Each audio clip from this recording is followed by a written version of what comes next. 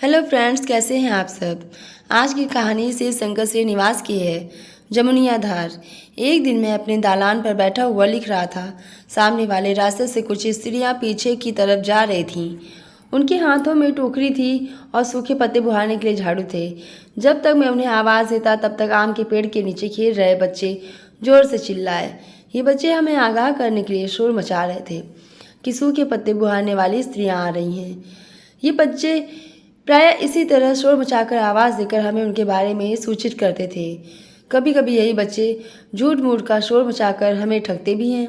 जब हम इन बच्चों द्वारा ठगे जाते हैं और उनकी बातों में आकर उन्हें बुहारने वाली औरतों को ढूंढते हैं तो झूठी सूचना देने वाले उन बच्चों को बहुत मज़ा आता है। पर अभी उन खबरची बच्चों ने झूठ नहीं बोला था। उन औरतों को खुद मैंने भी देखा था, पर उस समय उन बच्चों का शोर मचाना अच्छा नहीं लग रहा था। लिखने के काम में बाधा आ रही थी। मैंने तो पहले ही काफ़ी ऊंचे स्वर में उन स्त्रियों को पत्ते बुहारने से मना कर दिया था और उन्हें वापस लौटने के लिए कहा था। मैंने यह देखने की कोशिश नहीं की कि वे सब वापस लौटें या नहीं। मैं लिखने में ही तल्लीन रहा। थोड़ी देर बाद मुझे ऐसा लगा जैसे सामने थोड़ा हटकर अर्थात खलिहान में खड़ी कोई स्त्री कुछ पूछ रही है। मैंने सिर उठाकर उधर देखा। वहाँ एक युवती खड़ी थी। यदि आश्विनी के महीने में खेत की मेड़ पर खड़े होकर कभी आपने लहलहाते धान की फसल देखी हो जिसमें बालियाँ बस खिलने फूटने वाली होती हैं, तो वही खिलने फूटने की ताजगी का एहसास देने वाली उम्र की युवती थी। मेरी तरफ टुकुर टुकुर ताक रही थी। मैंने उसकी बात नहीं सुनी थी तो क्या कहता। मेरी आंखें उसकी देह का मुआयना करती हुई उसकी आंखों पर टिक गई थीं। मेरा पूरा बदन रोमांचित हो उठा था। मुझे यह लगा जैसे मैं अचानक उफरती जमुनिया धार के किनारे पहुंच गया हूँ। उसे देखकर केवल मेरी देह में ही झंझनाहट हुई हो ऐसा नहीं था। उसके चेहरे का रंग भी आरता के पत्ते की तरह लाल हो गया था। उसने फिर पूछा था, सूखे पत्ते बुहारने आई थी, बुहारूं या नहीं। उसका रूप रंग और तौर तरीका साफ किए गए सुगंधित चावल की तरह लग रहा था। अगर उसके सवाल का जवाब मेरे दिल से पूछें तो दिल ने कहा, जितना चाहो बुहार लो, पर मैंने ऐसा नहीं कहा। मैं खिड़की और किवाड़ की तरफ नज़र घुमा घुमा कर चारों ओर देखने लगा कि कहीं पत्नी तो नहीं देख रही। वैसे मैंने ऐसी कोई हरकत नहीं की थी जिसकी वजह से मैं उनसे डरता, पर ऐसा तो नहीं कि मेरी भंगिमा का भाव समझकर वे मेरे मन की बात समझ गई हूँ। इसीलिए मैं मन ही मन डर गया और उसे बुहारने से मना कर दिया। वह चल पड़ी। एक पल के लिए उसकी नज़र उदास सी लगी, ऐसी उदास जैसे शरद ऋतु में नदी के तट पर उदास लगते हैं। उसके साथ आई अन्य स्त्रियां जो उधर दूर खड़ी थी वे भी चल पड़ी। वह उधर चली और इधर मेरी पत्नी दालान के कमरे से होते हुए बाहर निकली। उसने पूछा, कौन? सलमा थी क्या? सलमा? उसे अचानक देखकर मैं हड़बड़ा गया। जी हाँ, वह फातिमा आती है ना, उसी की बेटी है। अप्रतिम सुंदरी है ना? वह बोलती हुई मुस्कुरा दी। उस समय मुझे पत्नी की मुस्कुराहट खुरदरी लगी, पर चूंकि उसने और कुछ नहीं बोला था अतः मैं भी कुछ नहीं बोला। मैंने कहा, सारा काम तो तिलाठी वाली करती है और तुम इन सबको सूखे पत्ते बुहारने के लिए कहती हो। बोलते हुए मेरे स्वर में थोड़ा रोष जरूर आ गया था, पर उसने उस पर ध्यान न देते हुए कहा, तिलाठी वाली आजकल कहाँ है? क्यों, कहाँ गई वह? वह तो 1 महीने से मेरी बेटी के घर है। मैं खुद ही दिन रात खटती रहती हूँ, आप नहीं देखते क्या? मैं उसकी बातों से मन ही मन लज्जित हुआ कि वह कहेगी कि मैं अपनी पत्नी का जरा भी ख्याल नहीं रखता, पर उस समय वह ऐसा नहीं बोली। उसने पप्पू को बुलाकर कहा, सलमा से कह दो पत्ते बुहार दो। उस समय सलमा को वापस बुलाना मुझे मीठा और तीता दोनों लगा।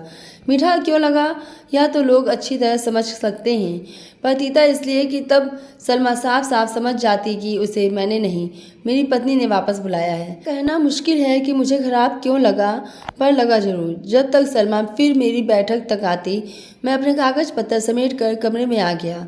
मैं कागजों को समेटकर टेबल पर रख रहा था, मेरे पीछे तभी पत्नी भी टेबल तक आ गई। टेबल पर से एक किताब उठाकर पन्ने पलटते हुए कहा, कल सलमा बहुत सी सीखें चीर कर दे गई थी।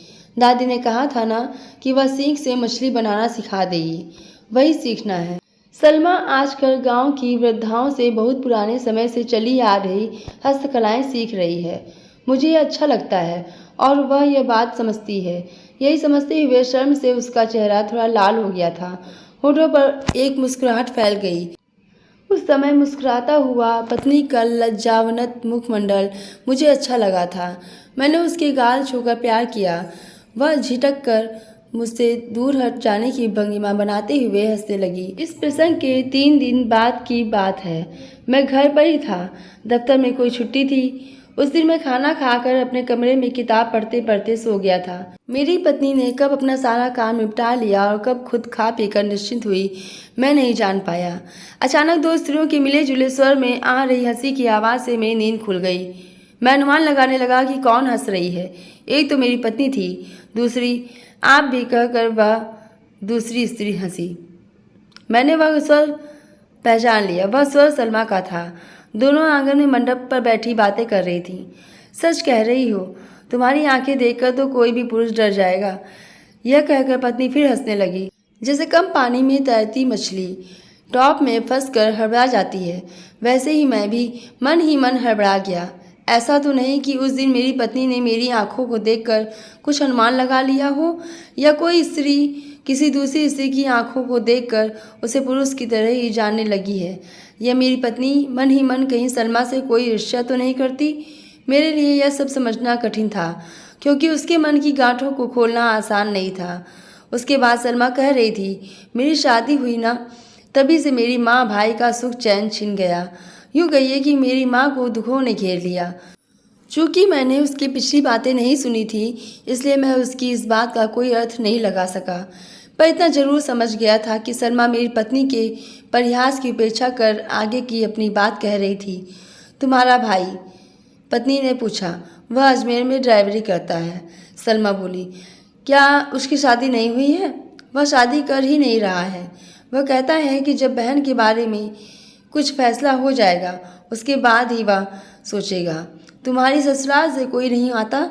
वहाँ के लोग पत्थर की मूर्ति हैं, किसी को कोई चिंता नहीं है। जिसने शादी की वह जाने। यह बोलकर वह चुप हो गई। वह कुछ सोचने लगी थी। इस समय मैं लेटे लेटे उसके शब्दों और मौन से उसके दुख का अनुमान लगा रहा था। उसके दुख का कारण समझ आने लगा था। तुम अपने पति का पता लगाकर उसके पास क्यों नहीं चली जाती? वह आदमी एक जगह रहे तब तो।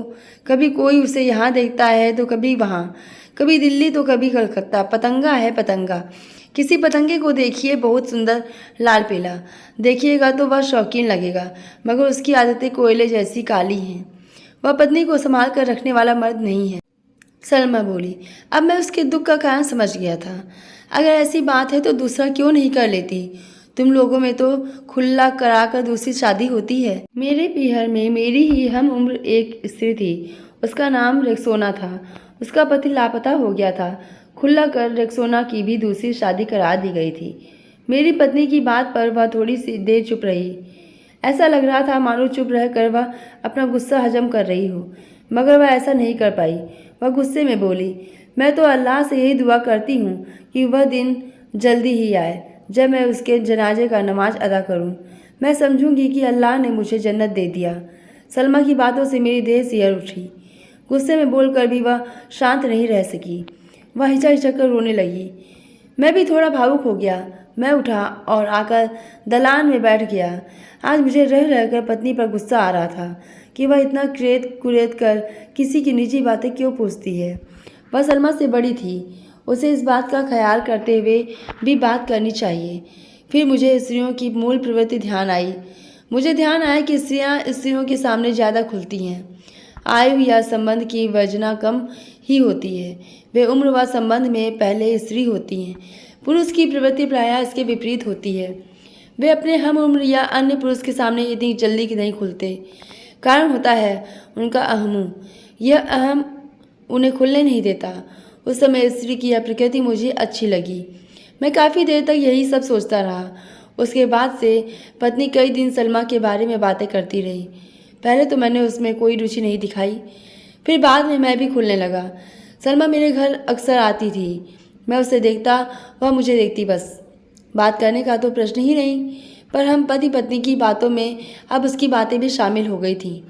एक दिन पत्नी ने मुझसे पूछा, आजकल सलमा कई दिनों से इधर नहीं आ रही है, पता नहीं कहाँ रहती है। मेरे मुंह से निकला, जहाँ जाती है जाने दो।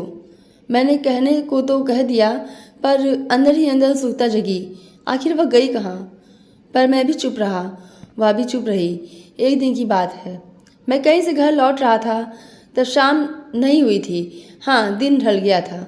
रास्ते में थोड़ा हटकर पाकड़ का पेड़ है, उसकी जड़ में मिट्टी का सुंदर चबूतरा है। उस चबूतरे पर एक युवक बैठा था, नीचे एक युवती खड़ी थी। युवक को तो नहीं पहचान पाया, पर युवती को दूर से ही पहचान गया। वह सलमा ही थी। मैंने उसे बहुत दिन बाद देखा था। स्वाभाविक था कि उत्सुकता बढ़ती। मैं आगे बढ़ा, देखा सलमा उस युवक से हंस हंस कर बातें कर रही थी। उसके बात करने का अंदाज ऐसा था मानो वह उस पर लट्टू हो रही हो। मैं उसके इतना नज़दीक पहुंच गया था, फिर भी उसे कोई फर्क नहीं पड़ा। वह उन्मुक्त झरने की तरह झर रही थी।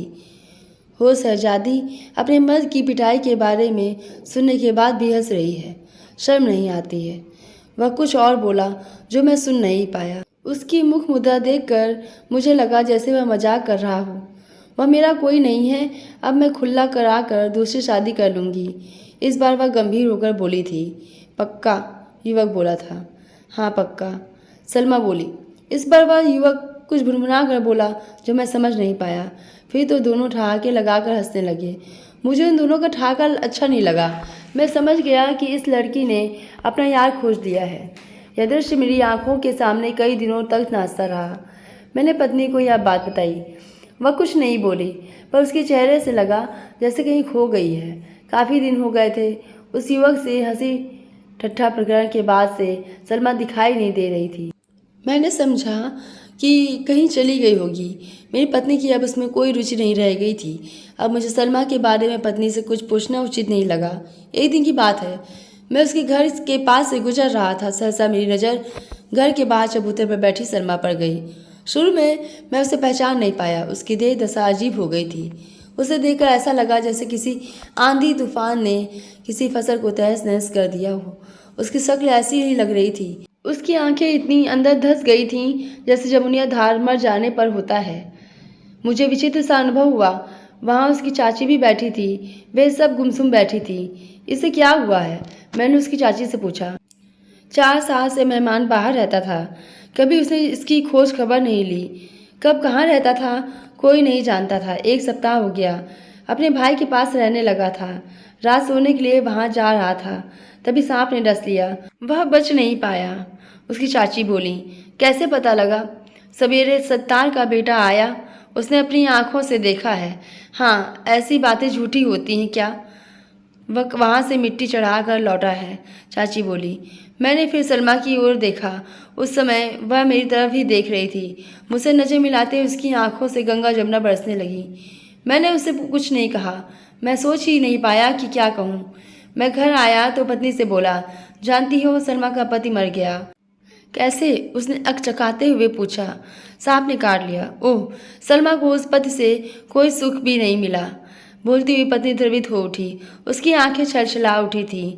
मुझे तो इसमें दुख की एक ही बात लगती है कि एक आदमी मर गया, पर उसके लिए सलमा को जिस हताशा से रोते हुए देखा वह बेकार।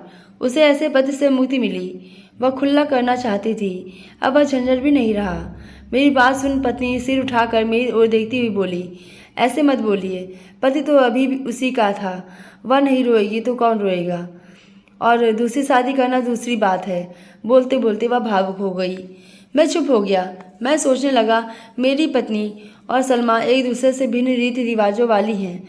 मेरी पत्नी उन रीति रिवाजों वाले समाज की स्त्री है जो एक शादी करने के बाद दूसरी शादी नहीं कर सकती। पर सलमा के समाज में तो इस बात की छूट है। वह दोबारा अपनी ज़िंदगी बसा सकती है, फिर भी पति की मृत्यु से दुखी है।